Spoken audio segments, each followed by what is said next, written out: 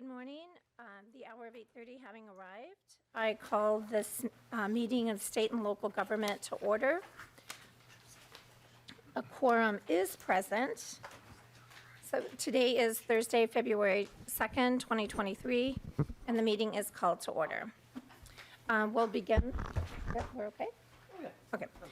We'll begin with approval. Oh, I should. Sam, apologies. As I stated in the last meeting, we've had a change of CLA, and this morning we have with us Samuel O'Neill, who will be serving our committee. Forgive me, please, Samuel. I appreciate it. And so if there are any additional questions or concerns that you would need, please forward those to Samuel. And again, always Committee Administrator Amanda Rudolph is available as well. So, thank you, Sam. Welcome.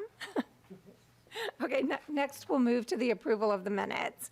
Representative Hewitt, have you had an opportunity to review the minutes from January 31st, 2023? Madam Chair, I have, and so moved. Okay, is there any discussion on the minutes? Seeing no discussion, all those in favor of adopting the minutes, please say aye. Aye. Aye. Any opposed? The motion prevails and the minutes are adopted. This morning, we have an overview of 4 departments, the governor's recommended budgets.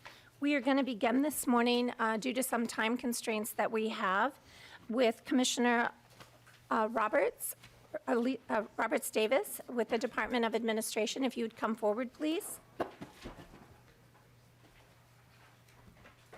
And then we'll be followed by the Attorney General's office.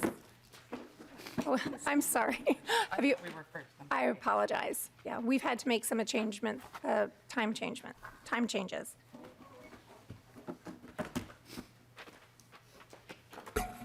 Thank you very much for being here this morning and for the presentation. And I'll ask you to identify yourself for the record and then please begin your testimony. Thank you. Good morning, Chair Cleavorn and members. For the record, I'm Alice Roberts Davis. I'm the Commissioner for the Department of Administration, and we're really grateful for the opportunity to highlight the Governor's budget recommendations for the Department of Administration this morning. Please proceed. Just one moment. We want to make sure you can Thank you. stay with us.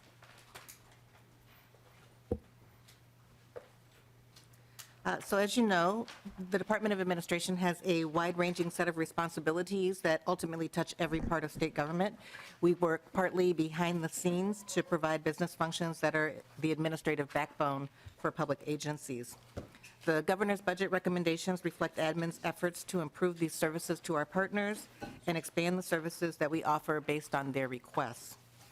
Admin's proposed budget encompasses the increased demand for our services, our expertise to address current agency needs, including expanded technology expectations and building reconfigurations, and also our efforts to provide more equitable and sustainable services to our partners.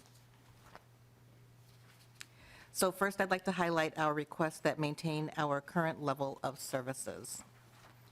I think we're almost ready here. All right. Thank you. The governor recommends an operating adjustment for admin of $1.4 million in FY24 and $1.9 million in FY25 and ongoing to cover increased costs for the agency. Each year, the cost of doing business increases, and that includes growing costs for employer-paid health care contributions and other compensation-related costs. Other operating costs, such as fuel, utilities, and IT, also grow.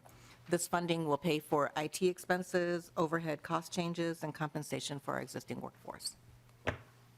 The governor also recommends additional funding of $614,000 per year for in lieu of rent, or ILR.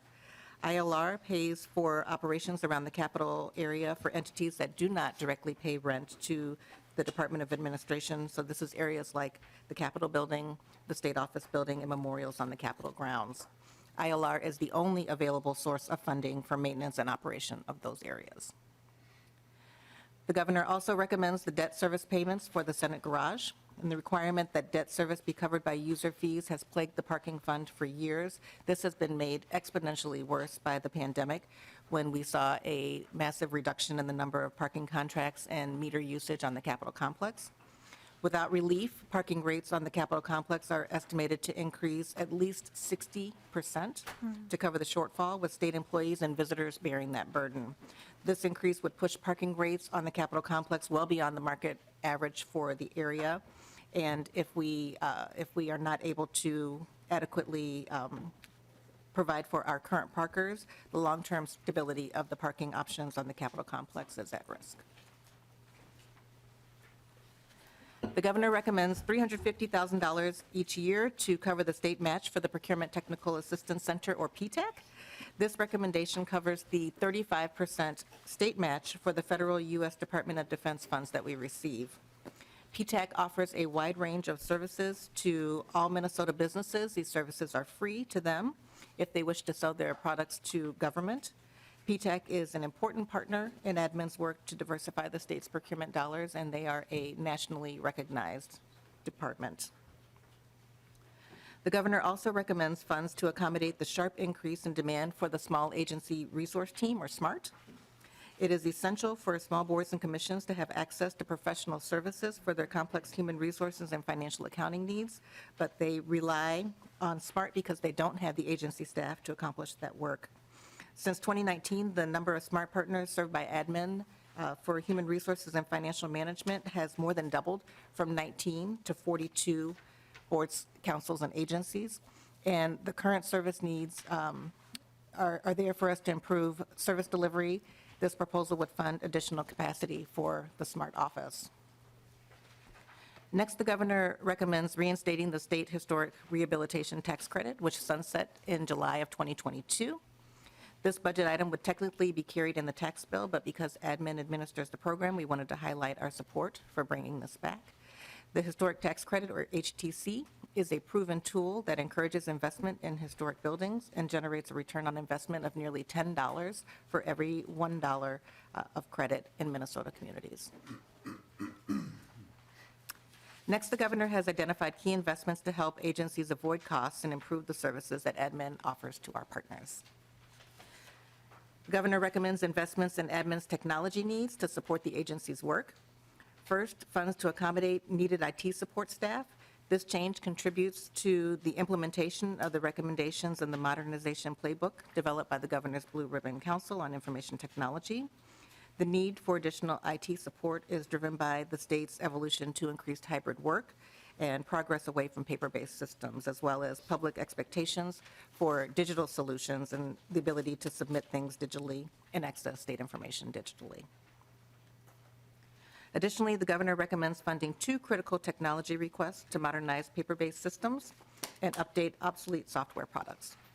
Access to the information at the State Historic Preservation Office and the Office of the State Archaeologist are vital for real estate developments and road construction projects. These funds would expand the State Historic Preservation Office's ability to accept digital application submissions, upgrade their obsolete technology, and cover the cost of the new Minnesota statewide Historic Inventory Portal, or MinShip. Also, the funds for the Office of the State Archaeologist, or OSA, would upgrade the software and the security for the Archaeological and Cemetery Site Inventory Portal to keep it secure and functioning. I will note that the governor recommends $200,000 per year to accommodate the increased demand for the OSA services, which has tripled since 2017. The governor recommends $12 million in FY24 and $8 million in FY25 for the enterprise to cover costs for space consolidation, relocation, and rent loss. A draft of the state strategic facilities plans recommends strategies for consolidating state agencies and owned office space on the Capitol complex. And as agencies work through downsizing their square footage to accommodate hybrid work schedules, they will need these resources to reconfigure their space and move their offices. Without resources, agencies must use limited operating funds to pay for these changes, and often they don't make the changes because they don't have the operating funds. We want to provide them flexibility and the dollars for this downsizing and make the best choices for their agencies and the citizens that we serve. Next, the governor recommends a one-time appropriation of $12.5 million in FY24 to add to the state's property and casualty self-insurance fund. This investment would increase the state's ability to self-insure property damage losses that occur in state facilities. Market rates for reinsurance have increased significantly since FY21 and are continuing to grow due to the escalated frequency of weather-related events and natural disasters. So this one-time appropriation, combined with current fund balances, will allow admin to assume more primary risk and help capitalize on the best pricing for private insurance. With this investment, we estimate avoiding excess reinsurance costs of up to $2 million annually, and these are costs that would be passed on directly to agencies impacting their operating budgets. Additionally, the governor recommends a one-time appropriation of $102,000 in FY24 to study a potential Office of Small Agencies. I spoke earlier about the challenges of small agencies, boards, and commissions, and this request would allow them to use program funds that are currently designated for SMART. The funds would be used to examine the potential of a new entity that would reach out to stakeholders for their input and potentially bring together all of the SMART agencies. These next items illustrate how the governor recommends that admin expand and enhance our services to support state government. We have 4 proposals to improve grants administration oversight. First, the governor recommends $1 million each year to expand the Office of Grants Management. This will ensure that the office has the resources it needs to provide policy leadership over all types of grants. This funding would allow the agency to standardize grant forms, review grant contracts, and establish a centralized repository for tracking grant dollars and entities. This expanded office would be modeled on admin's professional technical contracts area at the State Office of Procurement. The governor also recommends establishing the Office of Equity and Grants. Funds would be used for a new office that would be used for outreach and training to encourage and assist community groups in applying for state-funded grants, and would mirror the great work that we've done with our Office of Equity and Procurement at the Office of State Procurement. Additionally, the governor recommends funds for an enterprise grant management system study.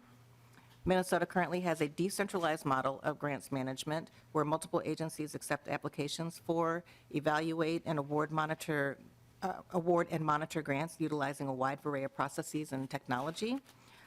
This study would determine the feasibility and also make recommendations on a technology solution to improve grant making at state agencies.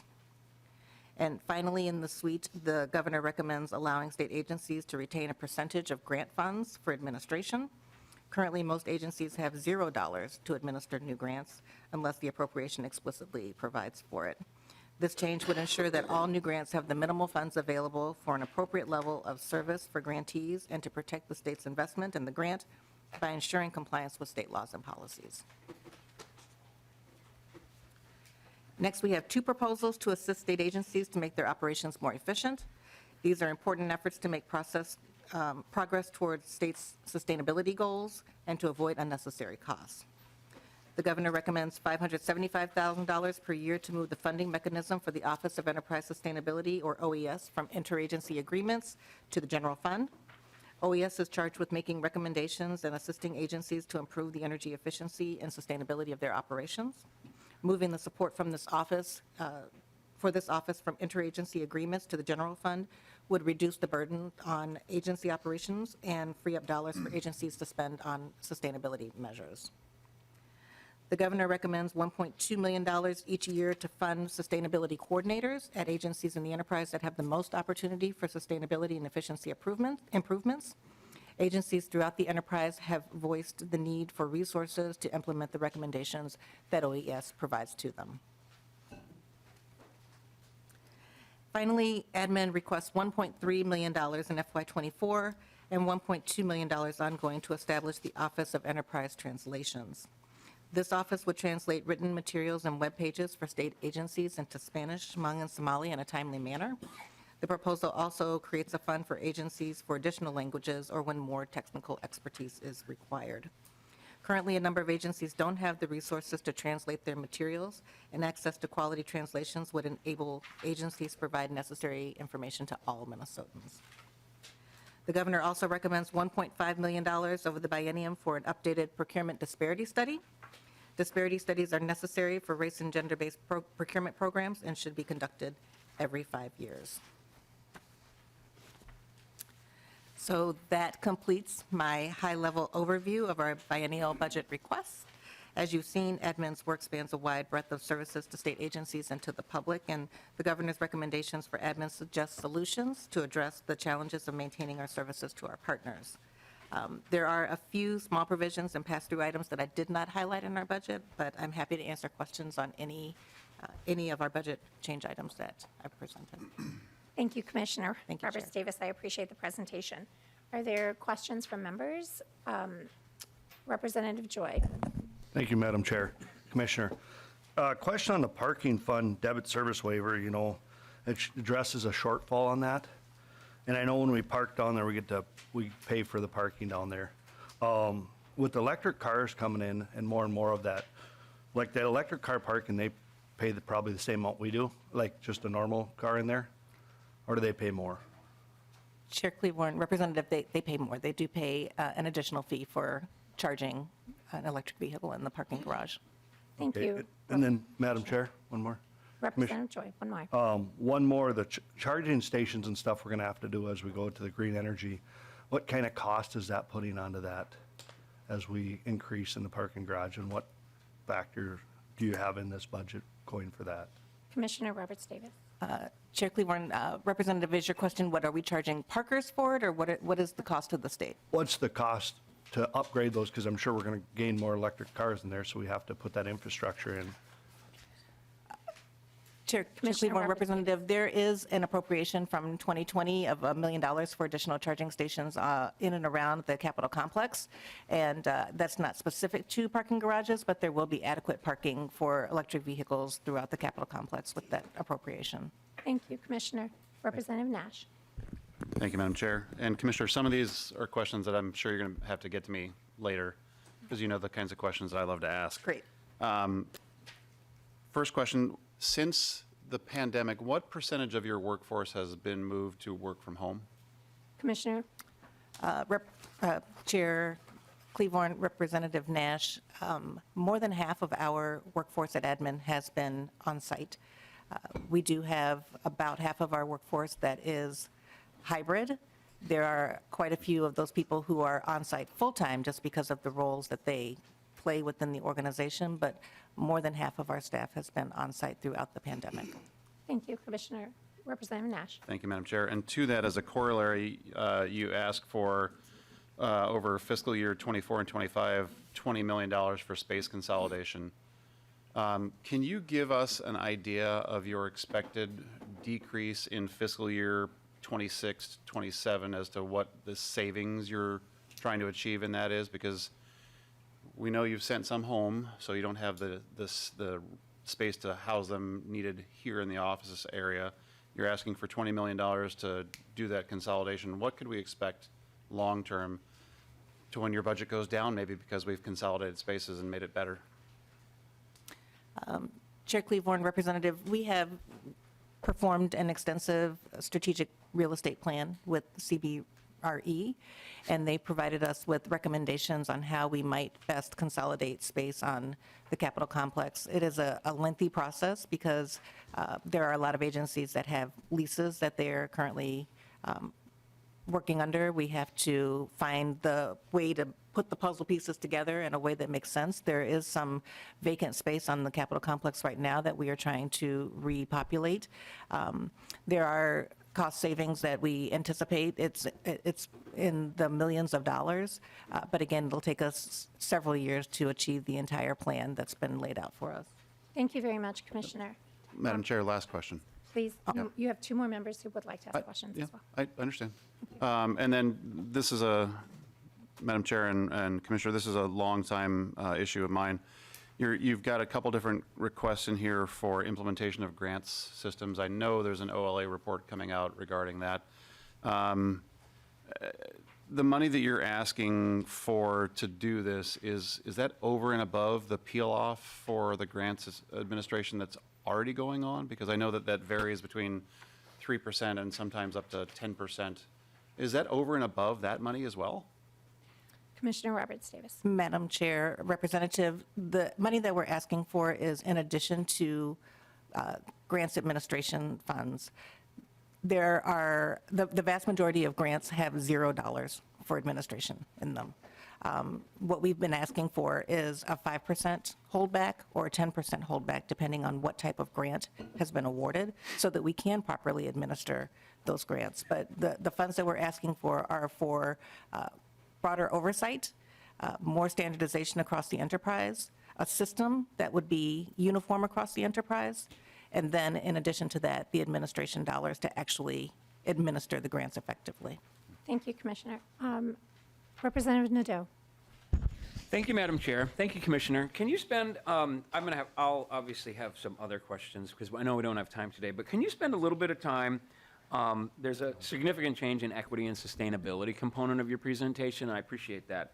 Can you give me a broad overall understanding of what are your anticipated outcomes of this investment in these change items? There's a significant number. I mean, just in FY24, for example, there's $2.5 million for improving oversight, providing more grants in the Office of Equity, implementing a roadmap. I mean, tell me what the general, what are we trying to accomplish with this, specifically with this? Sorry. Representative Nadeau, your question's an excellent question, and I think that may require an answer that's longer than the time that we have today.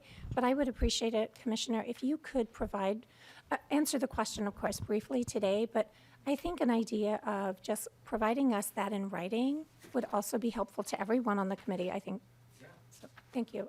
Commissioner. Thank you, Madam Chair. Representative, the concept that we have is really three-pronged. We would have an ability to provide expanded training and across the enterprise for all people who are administering grants. That would be the first table stake for this expanded Office of Grants Management. We would also have an enterprise lens on the forms that are being used, the systems that are being used, the way that people are responding to grants, and the way that we are sending out grant proposals for response. We would have an office within the Department of Administration that would review grants prior to signatures so that we could ensure consistency in how they're being administered. And we think that that additional oversight would be helpful for the entire enterprise. So those would be the main components of what we would do, along with an Office of Equity that would allow for us to ensure that communities that are underrepresented have the opportunity to submit proposals and be selected for grants dollars. Thank you, Commissioner. I do know that Attorney General Ellison has a tight Yes. timeline. He has to be someplace else. Absolutely. I know that Representative Koznick had questions. I'm going to ask him to please email those questions to you. And if you would please respond to Administrator Rudolph, we'll get his question up and so that everybody can see the answer to that question as well. Thank you very much. And Thank you. with that, I'll ask Attorney General to please come forward. Thank you.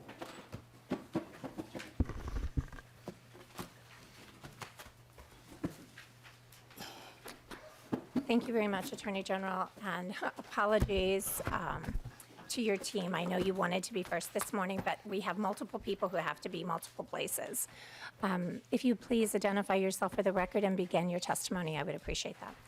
Madam Chair, members, my name is Keith Ellison. I'm the Attorney General for the state of Minnesota. And again, it's a pleasure to be with the committee, and I thank you for giving us time to talk about our work and the upcoming budget. The mission, I think it's important to start there, of the AG's office is to help Minnesotans afford their lives, live with dignity, safety, and respect. Everything we do in this office supports that mission. When I testified in front of you a few weeks ago, I gave you an overview of how we put that mission into practice. Just as a quick reminder, very brief, we represent over 100 Minnesota agencies, boards, and commissions in litigation and other legal matters as required by law. We protect people, the people of the state of Minnesota, as the chief enforcer of Minnesota's many consumer protection laws. And we assist county attorneys in criminal prosecution and appeals upon their request. We also defend the duly passed constitutional laws of the state of Minnesota against legal challenges. The office is organized into 4 broad groups: government support, consumer protection, health and safety, and Solicitor General. I'd like to talk to you about our budget overview. First of all, it's important for you to know that our main source of revenue is from the state legislature. The largest source And the reason I'm here today is the appropriation from the state's general fund that the legislature passes. In FY 2023, that's about $26.2 million, or about 61% of our overall budget. The second largest source of revenue is what we call partner revenue. This means that our agency, our state agency clients pay the AG's office to represent them in litigation. The rates we charge are way below market for private sector legal representation. In FY 2023, the partner revenue came to about $12.4 million, or 28% of our total revenue. Let me talk a little bit about trends in general fund appropriation. Over the last 3 decades, 30 years, there's been a dramatic lack of investment in the Office of the Attorney General. When adjusting for inflation, the general fund base funding for the AGO has been in decline for decades. Without adjustment, our general fund appropriation for 24-25 would represent only 65% of our base funding from 30 years ago in inflation-adjusted dollars. It's important to keep this in mind because the fact is that the state population has grown, complications of litigation have been increased, and so we've been doing literally more with less. This lack of investment is also reflected in our staffing levels. When the Attorney General Skip Humphrey was last in office 25 years ago, the total number of staff in the Attorney General's office was about 510, about 260 of whom were lawyers. Today, that's about 350 and about 150 lawyers. So 510 total staff down to 350 total staff, 260 lawyers down to 150 lawyers. So we have literally shrank in these years. And yet in that time, as I noted, the population has grown by about 1.2 million, almost, significant percentage. Society has become more complex and more litigious, not less. And the challenges Minnesotans face in affording their lives and living with dignity, safety, and respect are more daunting by day. We must close the gap between the challenges our constituents face and the resources of the Attorney General's office to help Minnesotans meet them. We simply cannot afford to do the work the people of Minnesota need today with only 65% of the resources we had 30 years ago. I'm grateful that in the last 2 biennia, the legislature has passed ongoing funding that has allowed us to raise staff salaries and retain employees, make much needed technology improvements, and staff new initiatives like our wage staff unit. But we have more to go. Let me talk about what we spend our money on. It's actually quite simple. 81% of the budget goes to staff and salaries and benefits. These are investments in people. The rest goes to rent, maintenance agreements, legal subscriptions like Nexus Lexus, and other legal expenses. The AGO biennial budget requests. Madam Chair and members, I'm here to present 2 budget requests to you. One for an ongoing operating adjustment and one for a one-time operating adjustment. Both are vital to the ability of our office to meet the needs of the state and the people of our state. Let me first address the ongoing requests. Our first request is for ongoing base funding. It will serve 3 purposes. It'll allow us to attract and retain the best talent. It will ensure that we have sufficient administrative as well as legal staff to fill the office's duties. And it will help us modernize our information technology infrastructure as part of our years-long effort to rebuild the office. First, we're requesting ongoing base funding to help staff salaries catch up with salaries in other public law offices. While we have received much appreciated increases, and we do appreciate those, the salary gap between our office and other major public law offices, including Hennepin and Ramsey and the U.S. Attorney's offices, the gap itself continues to grow. The gap hurts Attorney General's office and the state and the people of Minnesota at every step.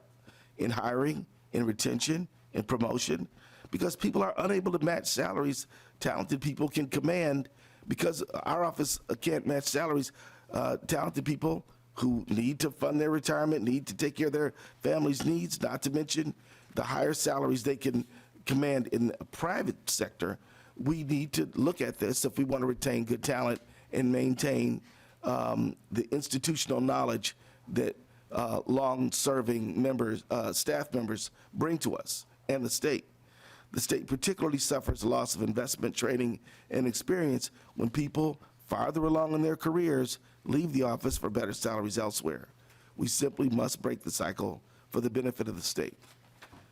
Second, we are requesting ongoing funding for additional attorneys and staff. We have a long way to go to catch up, not only with raising staff salaries to sustainable levels, but in restaffing the office to do the work of a 21st century public law office that serves the people and the state of Minnesota. On the legal side of the office, we're requesting funding for more attorneys in consumer protection, wage theft, antitrust, charities, and post-conviction review. We're also requesting funding for a civil rights division in the Attorney General's office, which we, based on our experience, believe is long overdue. On the administrative side of the office, we're requesting funding for staff information technology training, security, which is an increasing problem, human resources, and finance. Also, policy and communications. All of them are essential for meeting Minnesotans' needs. These positions and the rationale for them are all described at length in your budget book. Also, in the interest of time, I won't go through them one by one, but I'll be here for questions and can talk outside of the hearing with any member. I'd be happy to spend time doing that. Lastly, we're requesting ongoing operating adjustment technology modernization for hybrid work technology, cybersecurity, and critical litigation technology resources that are necessary in a modern litigation for a public law office and for our law library. We have a related one-time request as well. The total dollar amount of our request for increasing ongoing base funding is $12.68 million per year. This represents an increase in 32 FTEs, or about 9% increase in our current total FTEs. This request for an ongoing operating adjustment will bring our general fund appropriation to just under parity with our general fund appropriation of 30 years ago, after adjusting for inflation. Put another way, our full ongoing operating adjustment request will put us where we would have been if the Attorney General's office fund appropriation had simply kept pace with inflation for the last 30 years. Let me just talk about the one-time request. Our second request is a one-time request and is a request for operating adjustment for long overdue investments in our physical office infrastructure. More than 30 years since there's been any upgrade in that office structure or any remodeling. Crucial modern technology, internal safety and security, funds to facilitate the ability to join large-scale multi-state litigation efforts such as the opioid cases or antitrust cases. First, we're requesting one-time dollars to renovate our office. One of the top priorities of the AGO is to attract and retain top talent to serve in public. However, our office space, which we leased in 1994, must be improved to create a professional and supporting environment where employees will choose to stay in a highly competitive job market.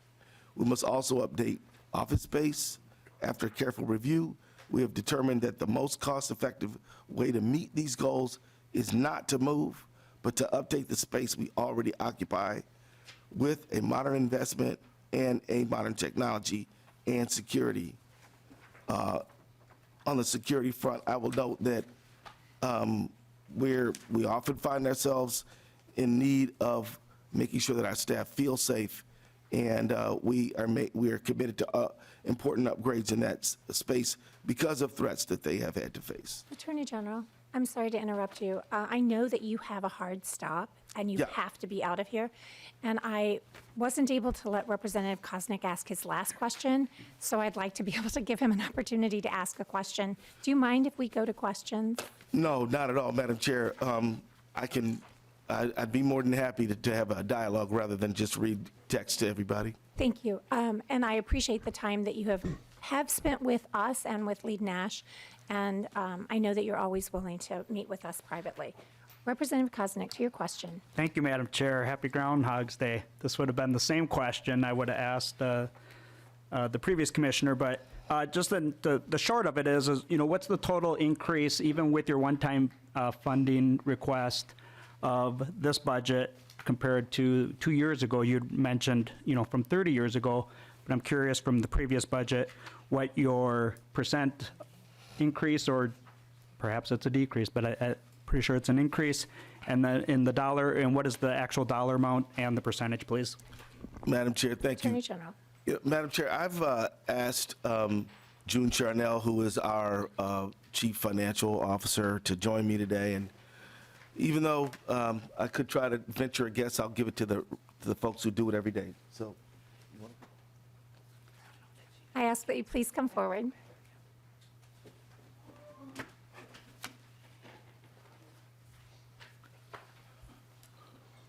Madam Chair, let me introduce June Charnell of the AG's office. Thank you. Welcome to the committee.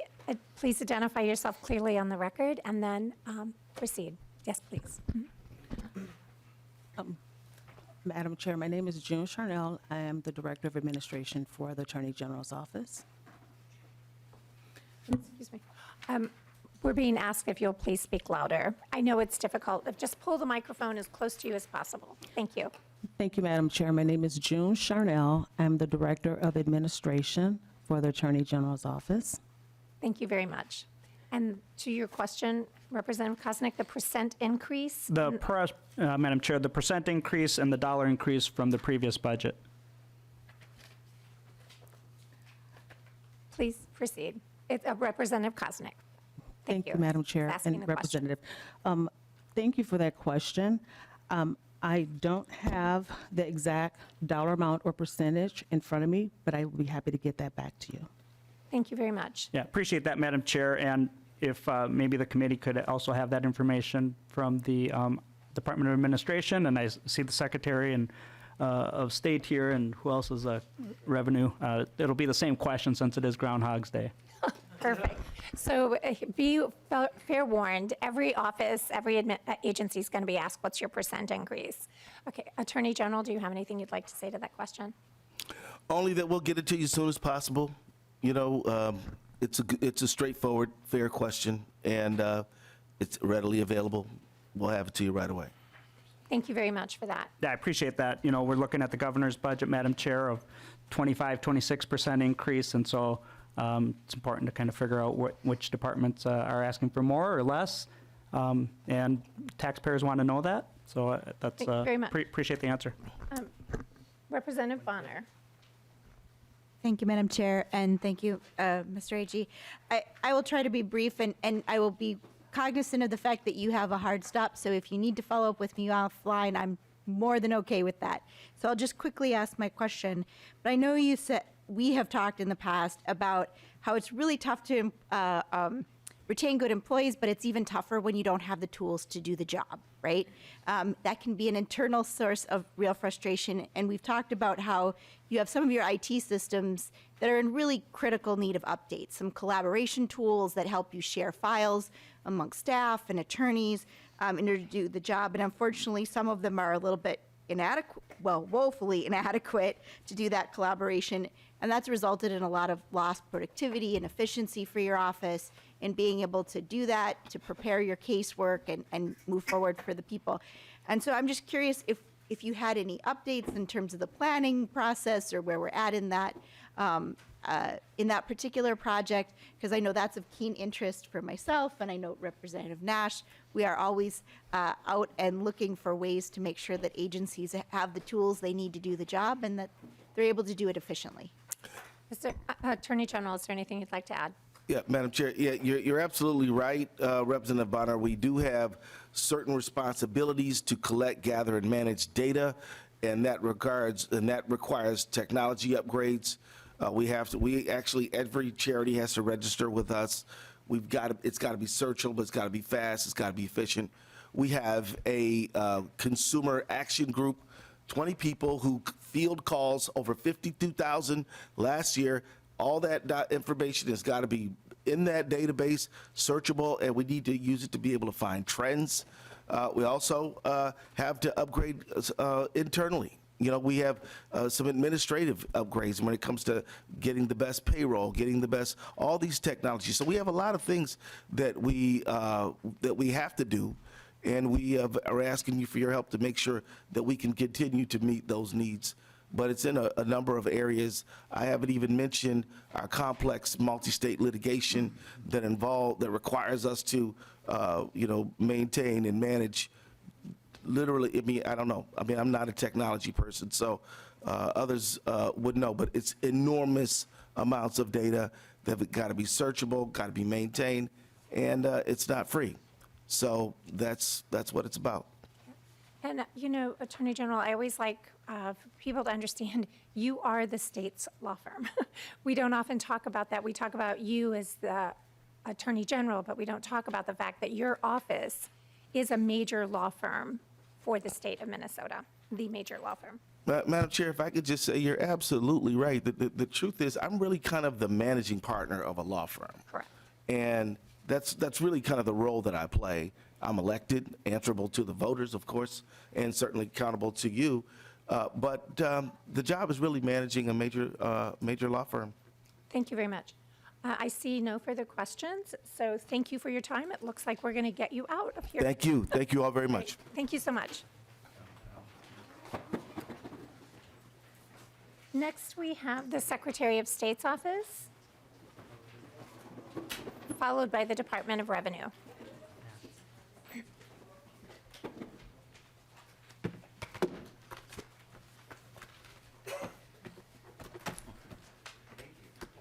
Always great to see you, Secretary of State Simon.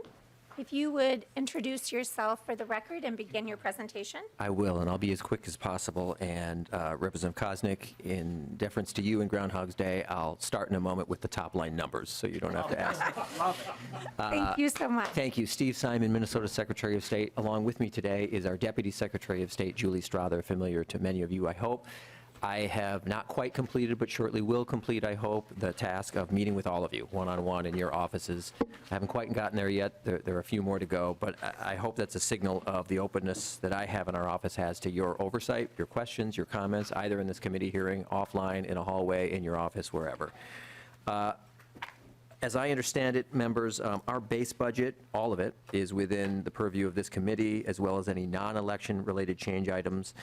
While there are some items in this presentation that will necessarily touch on elections because they touch on the whole of the office, my remarks today will be focused on those items that are not election specific, since the election specific change items are in Representative Freiberg's committee. Representative Koznick and members. Can I stop you just for a moment? Yeah. Just so the general public knows why we're doing this. Right. I had originally stated in committee that your budget was not going to be in our purview, but the determination had been made between the House and the Senate to align the budgets by the Right. committee. And since their structure is a little different from ours, for simplicity's sake, they've been aligned this way. That's right. Thank So you we're very part in this committee and part in Representative Freiberg's committee. Exactly you. right. Please Consistent proceed. with the Senate. That's right. So Representative Koznick and members, to your point, it's a very fair one because you're being bombarded with a lot of information and paper and statistics. Let me give you the top lines. What we're asking for here. So we cost currently about $14.8 million per biennium. So we're small compared to everyone you've heard so far today. Certainly the Attorney General's office, the Department of Administration. $14.8 million, not per year, but per biennium. Our ask in terms of this committee's jurisdiction is for an additional $2.136 million per biennium. So that's only a little over $1 million and change per year.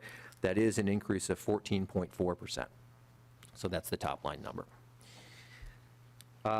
One of the things I always speak about when we talk about our budget is that our office is a small profit center for the state. We provide $27 million to the general fund above and beyond what we cost in terms of our base, so you add up every person, every paperclip, everything, and it's 27 million more, which is pretty striking. It's not like we cost 300 million and we make 27 million. We cost 14.8 million and we make 27 million. So that's a lot as a percentage. And this contribution to the general fund has grown over the years. In 2011, as you'll see, when my predecessor gave the same presentation, that number was around 16 million. It's grown a lot. That begs the question. Some of you have talked to me privately. Some of you have said publicly, either this time or in previous biennia, hey, are we overcharging? Are the fees too high that we charge in our business services level? We don't set them. The legislature sets them. Many of them haven't been raised since the 1980s, but that's a discussion, of course, that you can always have. And the reason for the increase in the contributions is not that the fees have increased, as you'll see, but that the work has increased. Between 2014 and 2022, new business filings have increased from 58,000 to over 90,000 per year in the last available year. And it's important to realize and remember that new business filings are a small percentage of the total filings our office receives. The Business Services Division processed over 645,000 business filings in 2022. That's twice as many as our office did in 2014. So that leads to our first request. Our office is requesting an operating increase to support the current work of the office. This reflects the growing cost to support current programming and support staff we already have. It's $764,000 over the biennium to allow us to account for increases in the basic cost of doing business. That's a couple zeros less in some instances than the operating increase that just today's testimony requests have asked for. These costs include rent and utilities, increased infrastructure assets, and importantly, increased compensation costs for employees. Employees obviously are the heart of our work, and without this operating increase, we would be forced to reduce staff, reduce services, or likely a combination of both. I think it's important to see the history of the general funds flowing to this office. Here you're looking at the history, not inflation adjusted, just actual dollars. Forget inflation. It's even worse when you factor in inflation. Even non-inflation adjusted, you'll see we're at 2002 levels in raw dollars, in actual dollars. The next slide shows you adjustments for inflation. So if you factor in inflation, the picture is even more stark. You'll see that over time, as Ms. Strother once said when she did a deep dive into our budget going back into the mid or early 90s, the budget for this office has been aggressively flat. I like that turn of a phrase, and that's true. The numbers don't lie. So the next budget request is to provide one business services outreach FTE in our business services division to expand the translation services provided by the office's business services division. As I've said to this committee and others in the past, our office is frequently where an entity or an individual goes to first when seeking to start a business. We call ourselves the welcome mat for businesses, as many of you know from personal experience.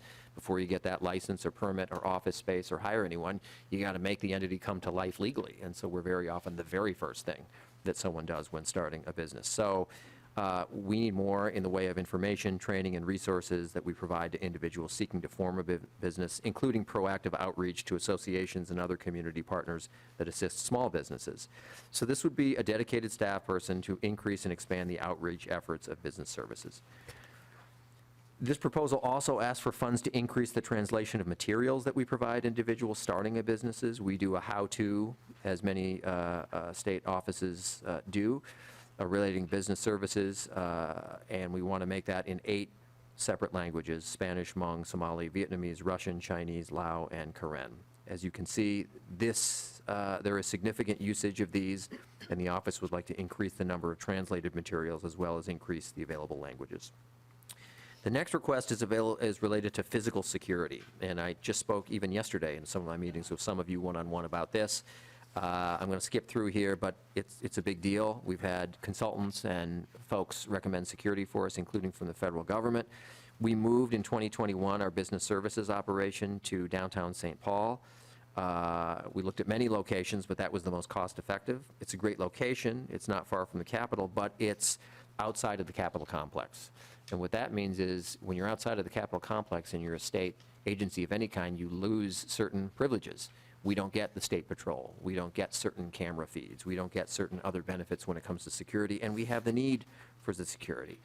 We're on the Skyway level, as I say, and remember, we have an office with a vigorous, very busy public counter, unlike some of the other agencies that you've heard from today, who serve the public, of course, they don't have the day-to-day interaction we do, and we have security needs there. So we're asking this to contract for a security guard to assist with security at our public counter. Our next request is in response to the growing needs of the Safe at Home division.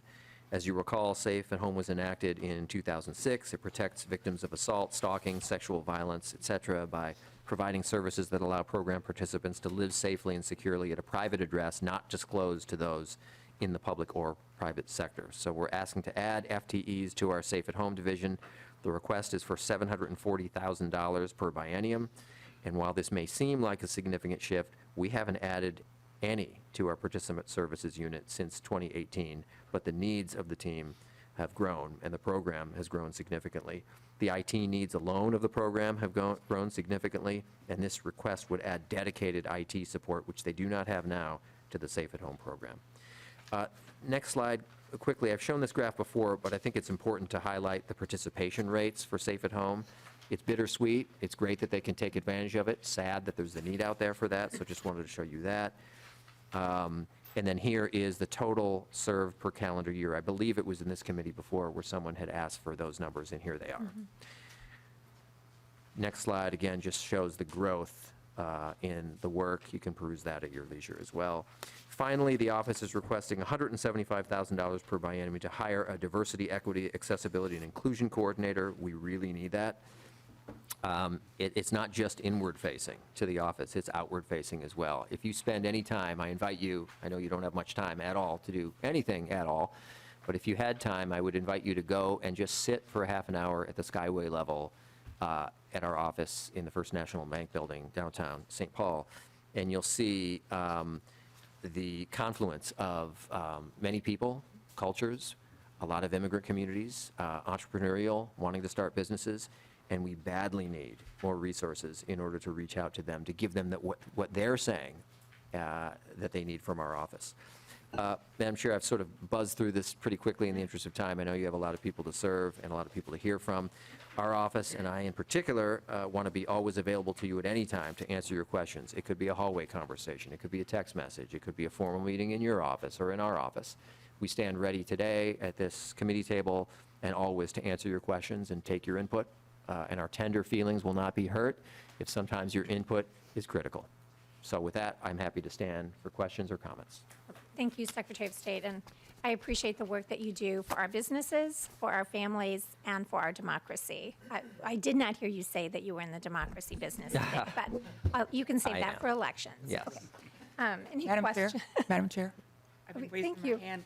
Thank you. I couldn't see you. Sorry. Thank you. Representative Harder. Thank you, Madam Chair. Thank you, Secretary of State Steve Simon. Thank you for coming to my office tomorrow or yesterday for a lively conversation on a number of things, including voting. But the question that I have today is, we talked about the number of staff that you have and the number of positions that haven't been fulfilled, Got that. which I think was there about 20 people of positions that haven't been, or is it 10? I forget the exact number. Okay, but there's a number of positions that haven't been filled. So with your budget, I'm guessing that your baseline includes those positions that haven't been filled. And so I'm questioning why you're requesting more staff when you haven't fulfilled the number that you already have. Right. Thank you, Representative Harder. Secretary of State Simon. Great question. Thank you, Representative. And you did ask that, and I came with receipts. I came here to answer that specific question, thinking you might ask that. So the number is, right now we have 93 FTEs in the office, 93. The high for this office, the modern high, I don't know about 80 years ago, but the modern high was in 2004 when we had 110 FTEs under 2 predecessors ago. As Secretary of State, it was at 110, now it's at 93. We have currently 6 open positions, meaning they're available, they're carved out, they have position descriptions, but they're not filled. The reason they're not filled is money. That's the reason. So we don't have the money to fill those positions. So this would add an additional 7 FTE, which would be the equivalent of filling those, which we're already statutorily authorized to do were we to get the money, and adding 1 new position that is a brand new position. So that's the short answer. 93 now, 6 unfilled in our office. The request before you today is for 7 FTEs, which would get us to exactly It looks like 100, but again, short of the 110 high in 2004. Thank you very much. Representative Nash? Thank you, Madam Chair, and to the Secretary. First, I'm not sure if I said this when you were here last. You and I agree maybe on like 11 things, but I wanted to thank you for helping a constituent of mine who, her husband served in our military, had PTSD, committed suicide, sadly, and she needed some documents expedited.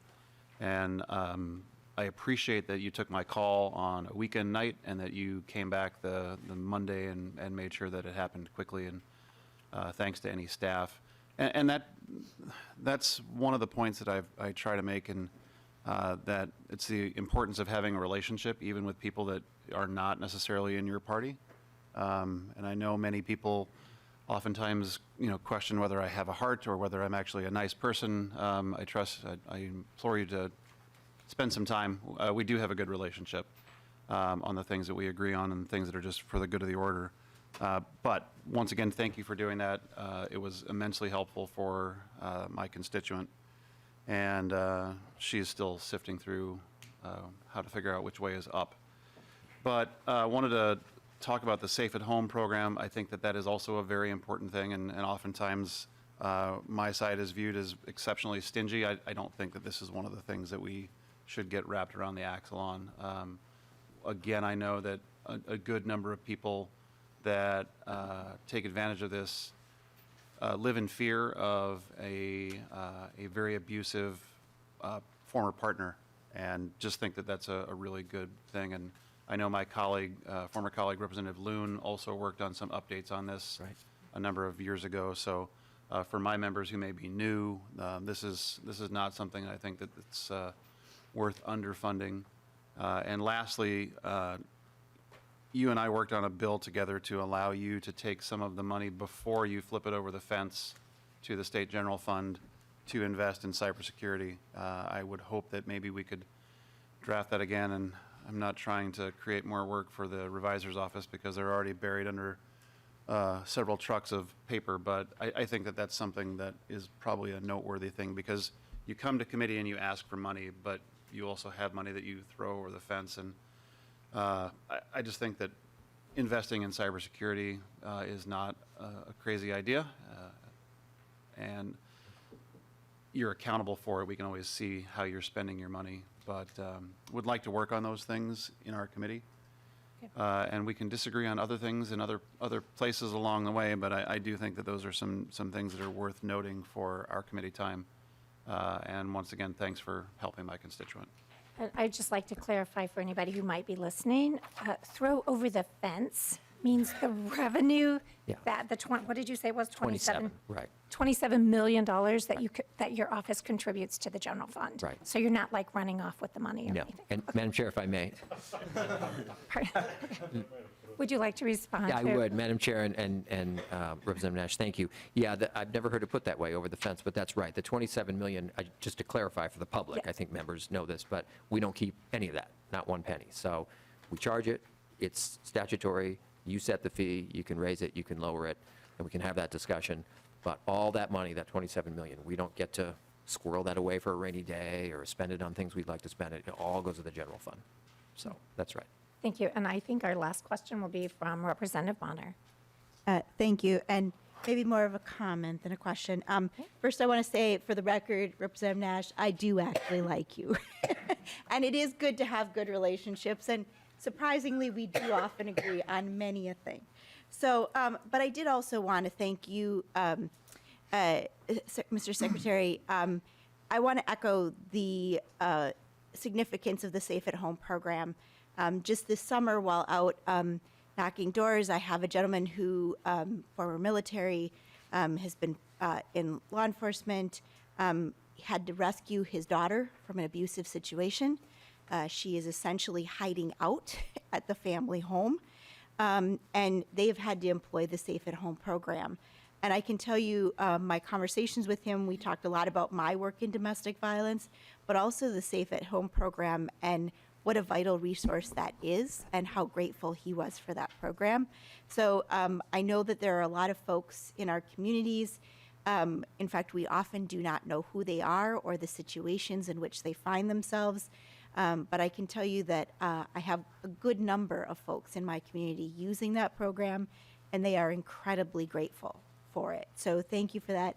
And I also want to echo, we do agree as well, Representative Nash and I, on those cybersecurity funds, and I know that is a critical issue among our IT folks, that we feel very strongly that that needs to get addressed this year, and make sure that we have those funds to you and that they're being utilized as quickly as possible to secure the assets of the state, and make sure that we're also securing the assets of our citizens.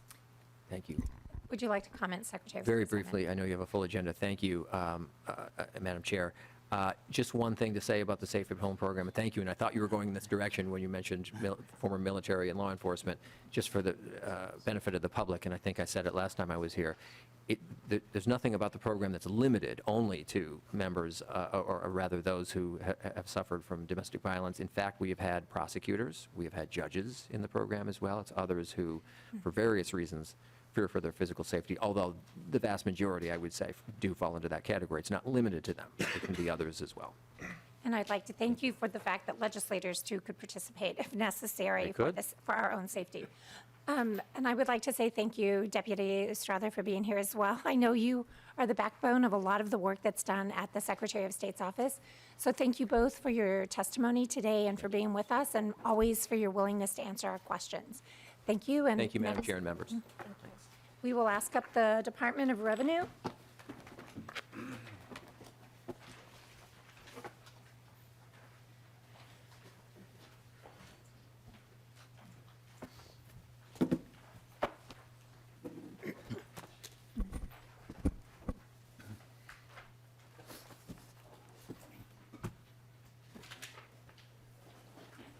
Thank you, Commissioner Markwart, for being with us today and for your patience as we work through the other operating budgets. If you would identify yourself for the record and please present your proposal. Thank you. Thank you. Thank you, Madam Chair and members of the committee. My name is Paul Marquardt, Commissioner of the Department of Revenue. And it's an honor today to be able to present the governor's and lieutenant governor's budget request for the Department of Revenue before this committee. I appreciate that very, very much. So the Department of Revenue administers and enforces the assessment and collection of our state's revenue. And a mission of the Department of Revenue is to working together to fund the future for all Minnesotans. But we know that the Department of Revenue and all of the other departments in the state actually have another important role to play. And that is to make sure that what we do is excellent. Because the efficient and effective government helps increase the confidence and faith that people have in democracy. And so the Department of Revenue is, like other agencies, a window to state government. And that interaction that a taxpayer has with the Department of Revenue can impact their view of government and impact their level of confidence in democracy. And the hardworking, dedicated employees at the Department of Revenue take that responsibility very seriously. And that is why that this budget request, just to maintain service levels, is so important so that the department can continue to provide a top-notch service to taxpayers and customers around the state that people are accustomed to. So a little bit like what Secretary of State Simon said, we're also in the democracy business, and what we do as a state agency impacts how people view democracy and government, and that's another very big responsibility that we have. So we were here before the committee a few weeks ago, and you've seen all of these numbers in the past, and I'm not going to go over those numbers. But on top of that, as you can see, all of these interactions and all the work the department does in collecting $33 billion in revenue, is we are also, we know that folks voluntarily comply. That's a huge part of the tax system. So education is really important, and the department holds over 200 workshops that in 2021 were attended by over 2,400 folks who came to better understand how they could comply and react to the government revenue system. We operate a website. Back in 2021, this department is very agile. When we passed the Paycheck Protection Program and the unemployment insurance, the department went back and manually adjusted over 500,000 returns. I mean, these are things above and beyond kind of things that are necessarily expected. Back in 2008, the Department of Revenue had already become basically the state's debt collector for non-tax revenue, but also in 2008 became the debt collector for local units of government. There are now 171 different types of fees that are collected based on these debts. And don't ask me about what those are, but just to give you an idea of the expanse of a lot of things that you see the department doing, but there's a lot of other things, and there's audits and all sorts of things that have to occur. So let's get to the budget request, if we might. And I want to say I have Lee Ho here joining me, who is the Deputy Commissioner of Department of Revenue, and also some other folks here if need be. So when you look at the overall budget, and I know this was a question asked, is about $188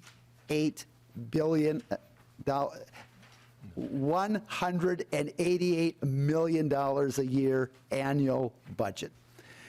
And the governor and lieutenant governor's request is for $15.6 million increase on that, which is about 8.3% increase over that $188 million in '24, and an increase of $25.9 million in '25, which is an additional 5% in the next year.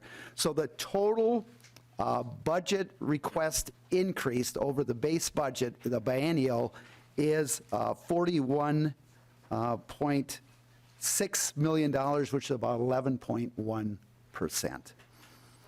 And so this is basically to maintain current service levels.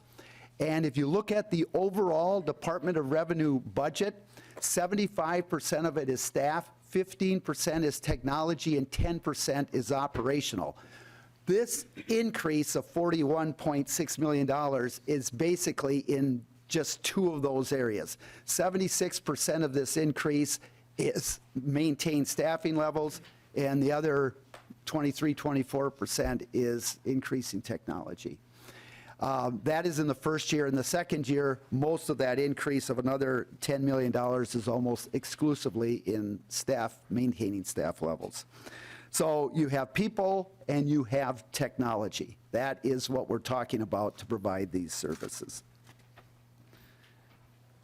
So over the last few years, the department has worked to create an organizational structure that prioritizes and assembles our work basically into three areas. Work that impacts our people, work that impacts our customers, and work that impacts infrastructure. So I think we can talk about the budget increase here, the operating adjustment in the same way. So we'll start with people. So right now, without the operating increase that the governor is asking for, we would not be able to keep our current staff complement. And the last few years, due to COVID and hiring freeze and other things, we've dropped below the base full-time equivalencies. We need to work that back, but most of the cost increase come under these three areas under increased labor costs, and that is, as we all know in every single field out there, that the labor market is getting very, very tight. The competition has increased, which means we have to also increase the compensation to be able to get good qualified employees.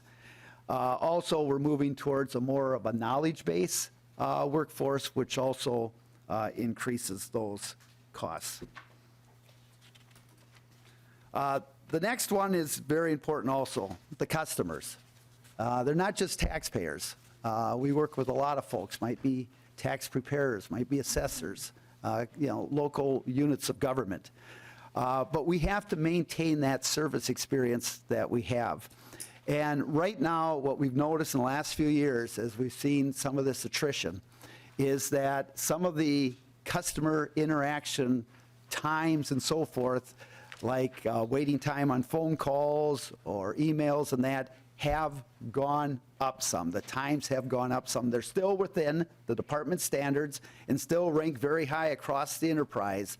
But it's been slipping a bit, and this adjustment would help deal with that.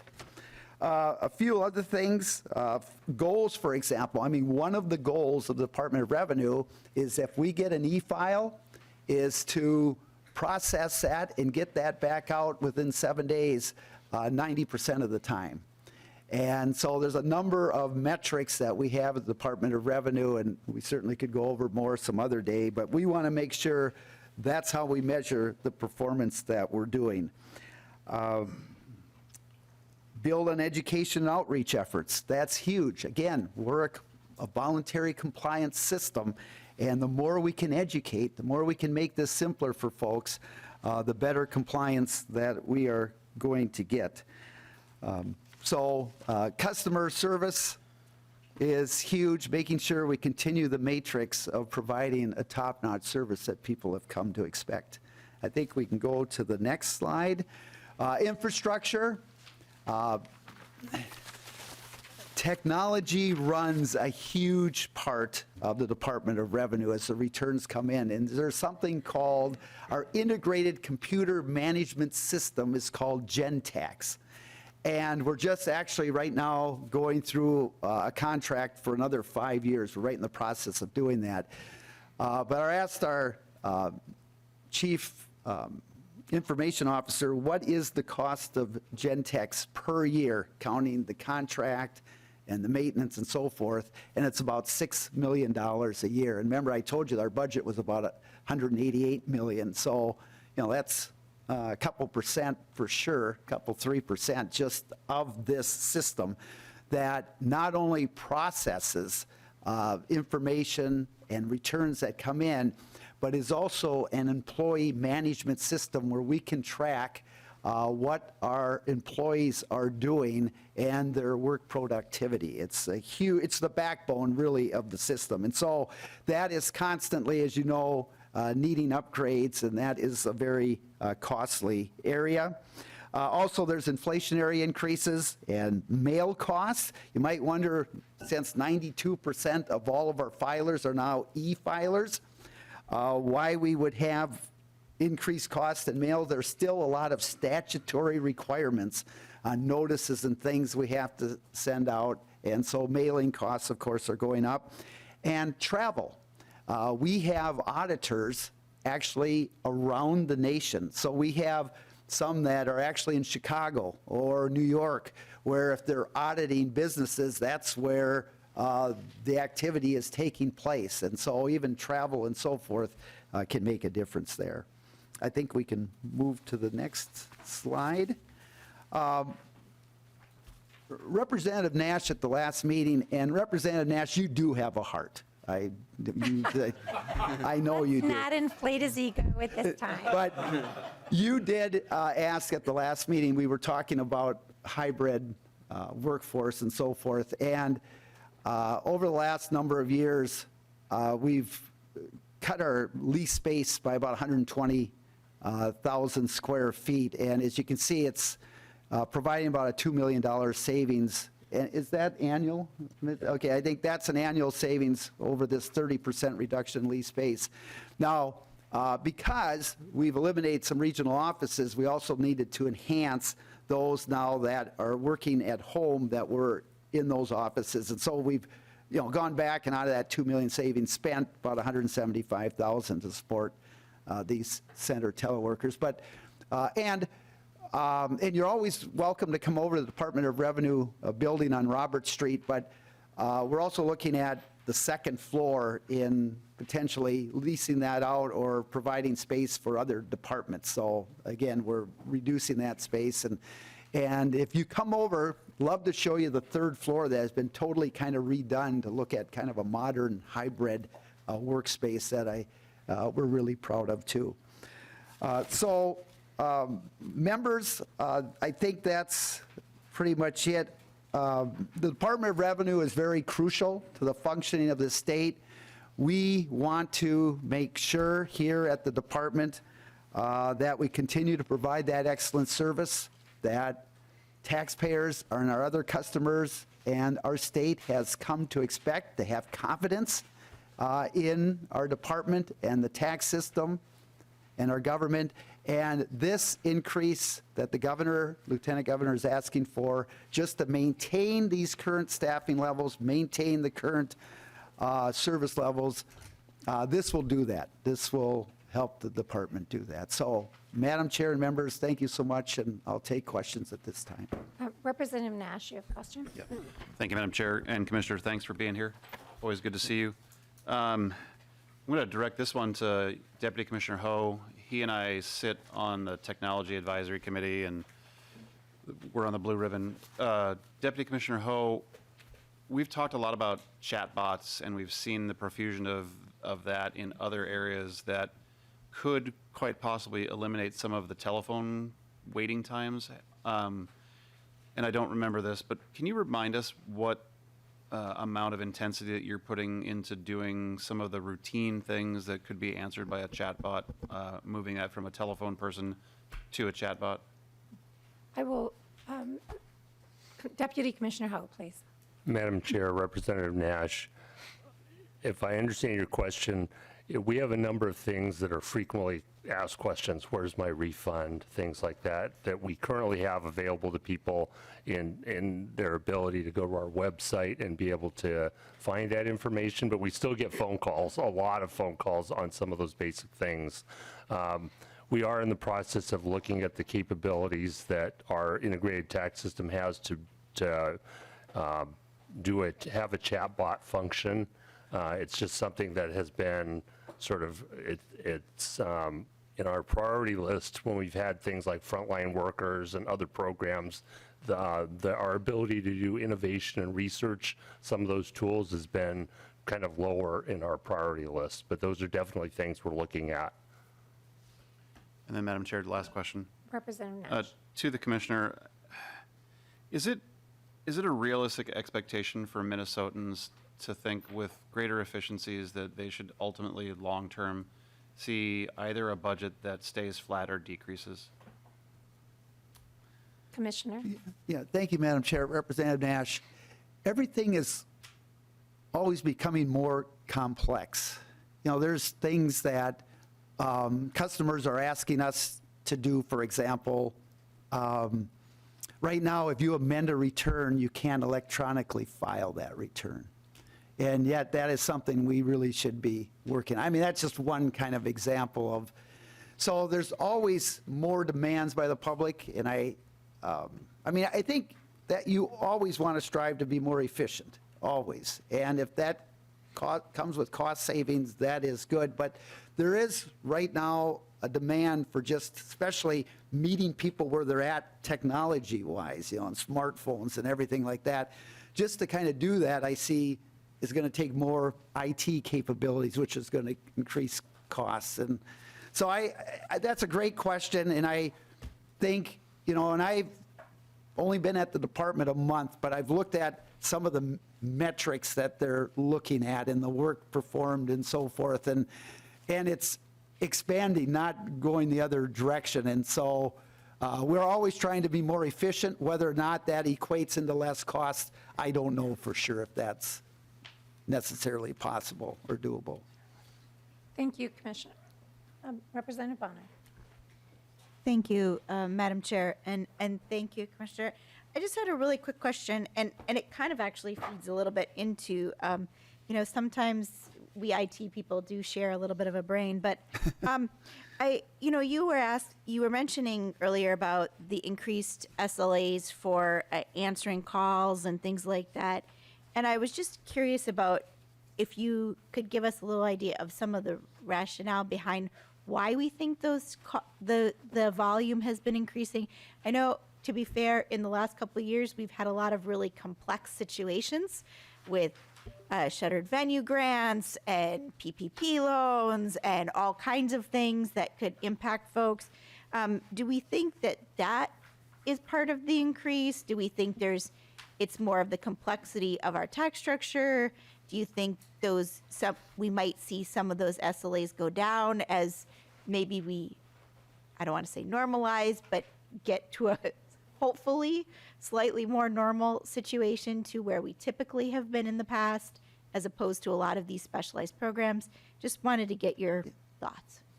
Commissioner? Madam Chair, Representative Bonner, I cannot answer that for sure without talking with staff, but I do think anytime you add a little more complexity, and even with a lot of the relief programs with COVID, whether or not it was, like I mentioned, the PPP or unemployment insurance, or I know the Department of Revenue, I think, did one round of business relief that went out. And just anytime you add credit, the frontline worker pay, one of the things the department did was to verify incomes. So there's just, and let's face it, this, unless you're really involved, it is a complicated system, and that is one of the major goals of the department, is to try to make it as simple as possible. But it's tough to do when you're trying to react to disasters or whatever that might be that makes things more complicated. You're trying to make it, and I just think taxpayers just have these questions because of the complexity and wanting to make sure they get it right. Thank you, Commissioner. Representative Nadeau, I'll give you the last question. Thank you, Madam Chair. I love having the last question. I think my question was going to be kind of simple, and I think I'm going to, so what I'd like to do is, who do I talk to in your department about, I just realized that the Cannabis Management Office expenditures are going to come out of your office, and I didn't know that. My question was going to be simple, and it was an example of how wages have changed. Everybody's experiencing staffing levels. And there's 75% of your cost is staff. And how are the wages changing? How are we attracting new people? What are we doing? What's the average starting wage? And what are we doing to increase that so that we can attract more people? But what is making it confusing for me is there's a bunch of new things that we're doing in your office as well. So if you could just address the wage thing, and I'm going to reach out later about the more specific in the cannabis, and then the metro sales tax as well. Thank you, Madam Chair. Thank you, Commissioner. Thank you, Madam Chair. If I could refer to Deputy Commissioner Ho. Deputy Commissioner Ho.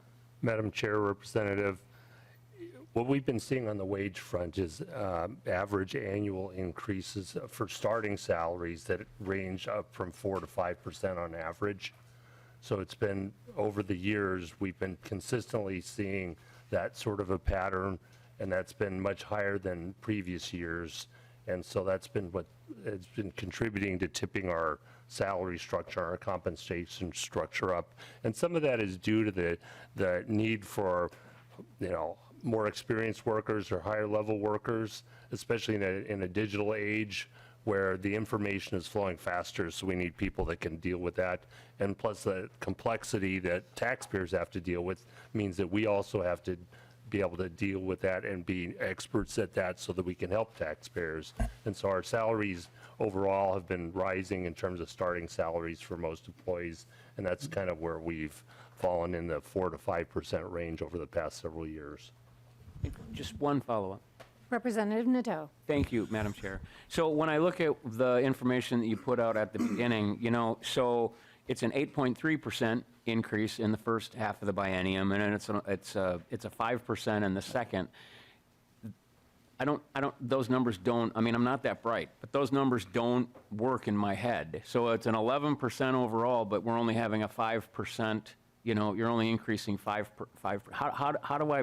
How does that work? Deputy Commissioner, do you want this? Madam Chair, Representative, it's really a compounding issue. So over several years of lower, flat or lower budget increases, the compounding of those salary increases have reached a point where the 5%, ultimately results in a larger increase that's needed in the current biennium in order to maintain that level. So it's not new, Representative Nadeau. sorry. So it's not new employees for the new offices. It's really, so I guess that's my problem. I can't see the correlation between those small increases. A 5% increase is not significant. I mean, employees are struggling right now to find jobs but with all of the new work that the Department of Revenue is going to do with the regional sales tax, with the cannabis office, is there a differentiation between those new employees for those new enterprises versus the existing costs and trying to find employees to come in and do the work that Revenue has normally done? Deputy Commissioner. Madam Chair, Representative, the costs that we have are largely, so this is to maintain the current workforce. And part of that is a combination of attrition and turnover that results in salary replacement for new employees that is higher.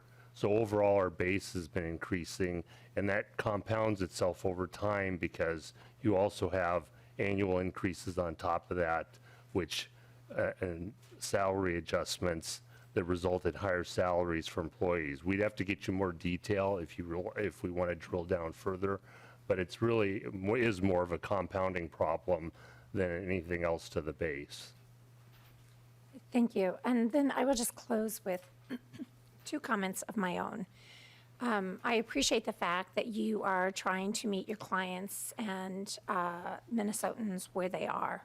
It's very important that these applications streamline and make filing and getting answers to important questions as quickly as possible. When looking at chatbots and things like that, those can often waste time as well because they don't really answer the exact question that the person has. So just keeping that interface really to the consumer's needs, I would appreciate your looking at that. And then in looking at our workers, and Commissioner, you and I have had this conversation, when we're looking at how we define classes of employees, I want to make sure that we're not shifting costs that truly should be costs of the state onto the expenses of the employee. Because we do want them to have a positive work environment. We do want them to have the wages that they truly earn and not have to pay for costs that truly belong to the state. So those are my closing comments. I greatly appreciate the work that you do, Deputy Commissioner Ho, and the brain trust that you bring to the department. And to you, Commissioner Markwart, I know you always keep Minnesotans front and center, so I appreciate your dedication to this work as well. Thank you very much. Committee members. Madam Chair, members, thank you so much.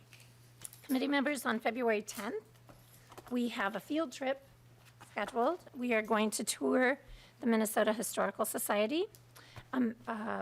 Our committee administrator, Ms. Rudolph, will email the details today, so everybody has those. Look for those. Our next meeting is going to be, our next standard committee meeting will be February 7th, 2023. That's next Tuesday. Is that it? Everything? And with that, our committee is adjourned.